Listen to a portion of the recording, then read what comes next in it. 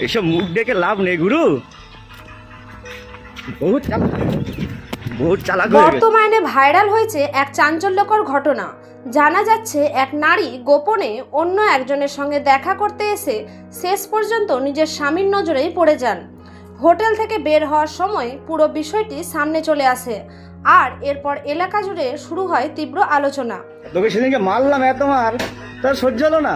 এই বুড়িটা নিয়ে কি করবি? 2 বাচ্চার মা নিয়ে তুই কি করবি? জানা যায় সে নারীর 2 সন্তানও রয়েছে। এই ঘটনা সামনে আসতেই অনেকেই বলছেন, আজকাল সাময়িক আবেগ আর ভুল সম্পর্কের কারণে ধ্বংস হয়ে যাচ্ছে অসংখ্য পরিবার। একটা ভুল সিদ্ধান্ত শুধু স্বামী স্ত্রীর সম্পর্ক নষ্ট করে না, সবচেয়ে বেশি কষ্ট পায় সন্তানরা। যে সন্তান তার মাকে সবচেয়ে নিরাপদ মানুষ ভাবে, সেই সন্তান যখন পরিবারের ভাঙন দেখে, তখন তার পুরো জীবনটাই বদলে যেতে পারে। দেখুন স্যার, এই যে হোটেল পিএম, এই যে আমার বউ, আর ওই যে কিছু মুহূর্তের চাহিদা বা আবেগের জন্য নিজের পরিবার, সম্মান আর ভবিষ্যতের ঝুঁকির মধ্যে ফেলা কখনোই ঠিক না।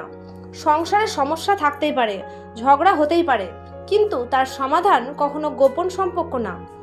আজ যারা ভুল পথে হাঁটছে তারা হয়তো বুঝতেই পারছে না তাদের কারণে কতগুলো জীবন ধীরে ধীরে অন্ধকারে চলে যাচ্ছে।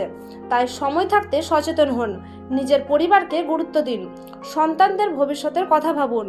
কারণ একটা পরিবার ভেঙে গেলে শুধু একটা সম্পর্ক না, অনেক স্বপ্নও ভেঙে যায়।